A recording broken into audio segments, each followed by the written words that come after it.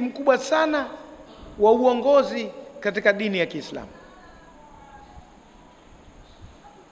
Kuchukua mawazo ya watu na maoni yao juu ya jambo ambalo linahitaji mitazamo ya kibinadamu. Halafu baadaye mnafika mahala mnaamua jambo moja katika yale mashauriano. Mnatoka na uamuzi mmoja, mnakwenda kuutetea wote na kuutekeleza kwa pamoja. Nyote mnakwenda kuutetea uamuzi huo na kuutekeleza kwa pamoja, lakini baada ya mashauriano. Katika mashauriano inatoka mitazamo mbalimbali juu ya jambo moja. Shura ni msingi mkubwa wa uongozi katika dini ya Kiislamu. Iwe ni serikali ya Kiislamu, iwe ni taasisi ya Kiislamu, iwe ni kikundi cha Waislamu, shura bado ni msingi mkubwa sana wa kufanya uamuzi katika uongozi. Kwa hivyo hii sura imepewa jina hilo la Suratu Shura. Na hii ndiyo demokrasia ndani ya Uislamu. Kuna demokrasia tulionayo duniani sasa hivi ambayo asili yake si Uislamu. Asili yake ni ukafiri, tena ni upagani, ndio asili yake. Ingawa imekwenda ikiboreshwa na kurekebishwa na kutolewa mambo fulani fulani, kila nchi na kila jamii imekuwa ikirekebisha demokrasia hiyo mpaka imefika katika sura hii ya leo, ambayo kwa asilimia kubwa mambo ya kipagani na kishirikina yameondoka, lakini mengine bado yamo katika hiyo demokrasia ya kidunia ya leo. Lakini Uislamu ni shura, ndio demokrasia ya Kiislamu, ambayo maana yake ni kwamba washiriki watu katika kuamua mambo yao. Lakini Uislamu hausemi watu wanaweza kujiamulia kila jambo. Yako mengine hawawezi kuyaamua, ameamua aliyewaumba, hawana nafasi ya kuyaamua. Hawawezi kukaa Waislamu wakajadiliana hili suala la Mungu mmoja tulijadili, kweli si kweli, mna mtazamo gani hilo jambo? Halizungumziki hilo katika Uislamu. Mungu ni mmoja, Mungu ni mmoja, qul huwa Allahu ahad, halina mjadala hilo. Muhammad ni mtume sallallahu, Muhammad ni mtume, halina mjadala. Qur'ani ni maneno ya Mwenyezi Mungu, ni maneno ya Mwenyezi Mungu, halina mjadala. Kwa hivyo kuna mambo hayana demokrasia, kuna mambo hayana shura. La haramu lilo wazi kabisa kwa mujibu wa Qur'ani na hadithi sahihi za Mtume sallallahu litakuwa haramu, na la halali litakuwa halali. Kuzuiwa halali kwa muda fulani kwa maslahi sawa, haramu kuruhusiwa kwa dharura ya kuokoa maisha sawa. Hayo yote yamo ndani ya sheria ya Kiislamu, lakini sio kwenda kubadilisha kitu ndani ya misingi ya sheria. Hakuna mashauriano katika mambo haya. Kwa hiyo shura ina eneo lake, sio kila mahala mnaweza kushauri. Kwa mfano sema tumechoka tena kuelekea kibla huko Maka, hebu tukae tushauriane kibla sasa kiwe wapi. Hilo halina mashauriano, lishaamuliwa. Fa aina matuwallu fawallu wujuhakum shatrahu, kokote mnakoelekea elekezeni nyuso zenu upande wa Maka wakati wa kusali. Halina mjadala tena hilo. Tumefahamiana vizuri hapo? Au huu udhu hebu tujadili, kwani una uhalal tena? Kwa nini tusitumie kitu kingine badala yake? Tutengeneze tissue tu, mtu akitaka kusali anajipangusa basi. Hatuwezi kujadili udhu, kwa sababu idha khumtum ila salati faghsilu wujuhakum wa aydiyakum ila almarafiq wamsahu bi ru'usikum arjulakum ila alka'bayn. Hakuna shura tena katika baadhi ya maeneo. Au ndio kidogo watu wa science na watu wa maendeleo ya jamii wanamosema kuwa dini ni conservative, ya dini haitaki kubadilika. Iko na maeneo katika dini hayakubali mabadiliko. Sasa yale yanokubali mabadiliko yanahitaji mawazo, ndio shura inafanya kazi. Ndio sasa hii ni Suratu Shura, acha twende nayo. Bismillahirrahmanirrahim, kwa jina la Mwenyezi Mungu mwingi wa rehema mwenye kurehemu. Kwa jina la Allah mwenye kuneemesha wema na wabaya duniani, atakayeneemesha wema tu akhera. Kwa jina la Allah mwingi wa rehema mwenye kurehemu. Zote tatu ni tafsiri za Kiswahili za Bismillahirrahmanirrahim. Tumeshazisema mara kwa mara, hapa nimezikumbusha kwa haraka. Hamim. Tumesema katika hizi herufi zinazokatwa zikaanza sura, likiwekwa mada lile la bapa kama hapo lilowekwa kwenye mimu hiyo, unavuta kuanzia haraka 4 mpaka 8, inategemea aina ya kisomo chako. Ikiwa kimewekwa kichale kilichosimama tu au hapajawekwa kitu, unavuta haraka 2 mpaka 4 tu, iko kutegemea kisomo chako.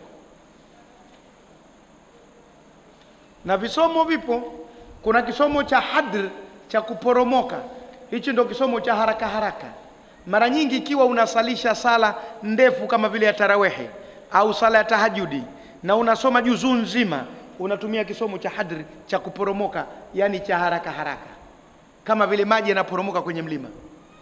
Kwa hivyo utasoma hamim. Ile ha utaivuta haraka mbili, mim utavuta ngapi? 4. Hamim. Ain sin qaf. Zote hizi utakwenda 4 tu, kwa sababu unaporomoka. Kisomo cha haraka. Ama kile kisomo cha wasoma hitima, kile sijui cha nini, cha kudondoka au cha kuporomoka. Wasomaji wa hitima manake wakipewa juzuu pale, sijui kama wanaimaliza ile juzuu ndugu, wanasoma ukurasa mmoja, hamim ain sin qaf al-Fatiha, ngoma imekwisha. Kile hata katika hadri hakimu kule sikuporomoka, kule ni kuanguka moja kwa moja kile. Na ukiwaambia tusome hitima kwa vira hivi, mara mtagombana.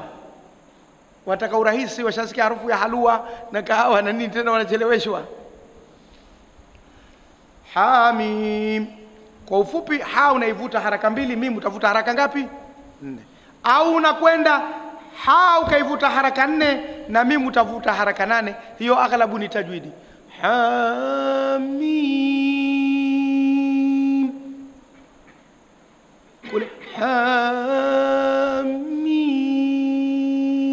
Sasa umekwenda sana. Hiyo kwa ajili ya hafla, watu wanakusikiliza.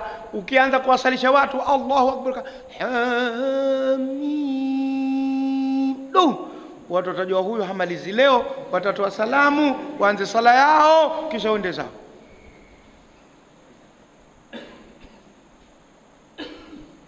Tena wale watajwidi wanatia na mawimbi hamim, unaona, na usi na kinanda na nini vinakwenda zake hivyo wale watajwidi. Lakini sisi watu wa tartil tunavuta tu 2 kwa 4 au 4 kwa angalau 6 hivi 8 kidogo wakati mwingine, lakini si sana sana. Kwenye kusalisha nenda hadri 2 kwa 4 basi umalize. Hamim. Ain sin qaf. Kama kule kwenye Maryam, kafa ya ain sad. Dhikru rahmati rabbika abdahu Zakaria, unateremka. Wale wasomaji tumefahamiana, hasa wanaotusalisha tunapeana tanbihi kidogo kwamba hapa madhali unasalisha na unaporomoka, zipige 2 kwenye he, piga 4 kwenye mim. Mnifahamu?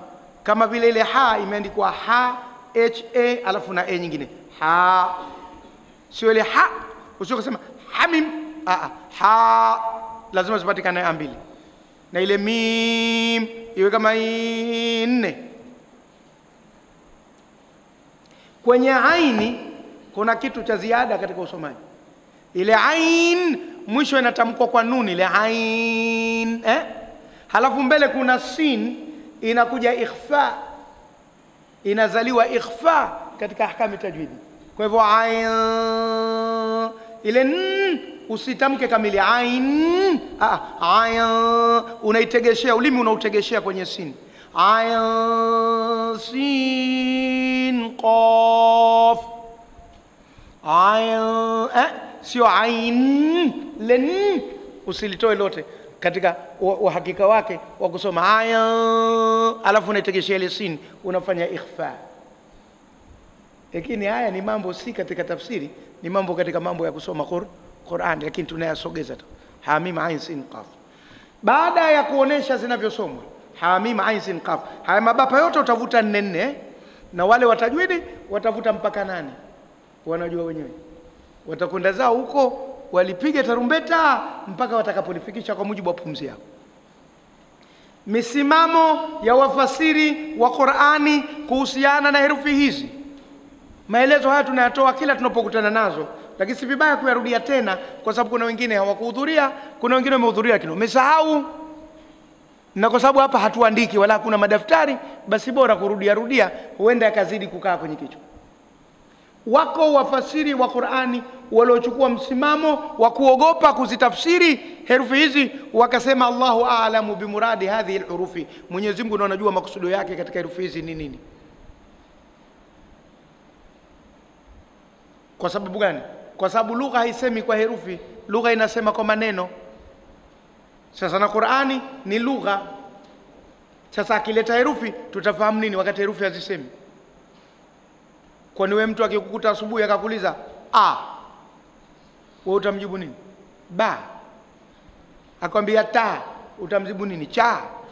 Watu hawasemi kwa a, ba, ta. Watu wanasema kwa maneno yaliyokamilika.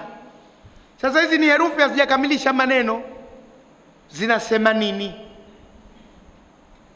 Lakini je, Mwenyezi Mungu ataleta vitu visipokuwa na maana? Vina maana. Sasa maana yake nini? Wasema Mungu mwenyewe ndo anayejua. Ndio maana ukisoma tafsiri zao, Hamim wataandika Hamim Ain Sin Qaf, Ain Sin Qaf, hawati chochote. Mmoja Sheikh Abdul Saleh Farsi katika tafsiri ya Qur'ani ya Kiswahili kaandika hivyo, Hamim Ain Sin Qaf, alafu kaendelea, hakusema chochote. Wafasiri wengine wanasema kwa kuwa hizi ni sehemu katika Qur'ani na Qur'ani imekuja kwa ajili ya watu, lazima zitakuwa na maana. Kama huijui wewe, waachie wenzako waliobobea waseme. Sasa wakasema sisi tunaweza tukajua maana zake. Maana gani? Kila mmoja akatafuta namna ya kutafsiri. Wengine wakasema haya ni maneno yamefupishwa, kama sasa hivi duniani sisi tunavyofupisha maneno. Ukimwi maana yake uondoaji, kinga, mwilini. Ukimwi, uondoaji kinga mwilini. Tumefupisha tukasema ukimwi lishakuwa neno. Chadema, chama cha maendeleo na demokrasia. Chama maendeleo, demokrasia, maendeleo, chama cha demokrasia na maendeleo. Kwa tumefupisha maneno kwa kuchukua herufi za mwanzo, na vyama vya siasa vyote takriban vimetengenezwa katika mtindo huu. Sie kule jimbo la Mkunazini wakati ule tulikuwa tuna kitu kinaitwa Kamujamu, kamati ya umoja sijui na maendeleo ya jimbo la Mkunazini. Imetengenezwa kwa kufupisha. Sasa wakasema haya ni mambo yamefupishwa. Sasa kirefu chake ni kipi? Maana yake hakimun, Mwenyezi Mungu. Mim, muhitun, Mwenyezi Mungu ya sifa zake. Ain, alimun. Sin, samiun. Qaf, qadirun. Hakimun, muhitun, alimun, samiun, qadirun. Zote ni sifa za nani hizo? Za Mwenyezi Mungu. Wamechukua herufi za mwanzo za sifa za Mwenyezi Mungu wakatafsiri. Baadhi ya wafasiri, na haya mambo hayakufanywa na masahaba wala matabina. Masahaba na matabina, Hamim, Ain Sin Qaf, wakujadili, wamekwenda mbele. Na ndio maana watu wenye misimamo ya kwamba tufuate Uislamu kama ulivyotekelezwa na masahaba na matabina tu, wasema tusizitafsiri, tuziache kama zilivyo. Ikiwa mtume mwenyewe alioteremshiwa aje tafsiri, sahaba hakutafsiri, tabi'i hakutafsiri, tena wewe unaingia kutafsiri, wewe nani? Ndio umekuwa umewazidi wote hao mpaka kwa ufundi wa kutafsiri?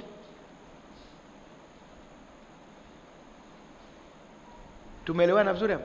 Wewe ukawe fundi wa kutafsiri, umewazidi wote hao. Umemzidi mtume alikuwa kanyamaza, umewazidi masahaba walionyamaza, umewazidi matabina walionyamaza.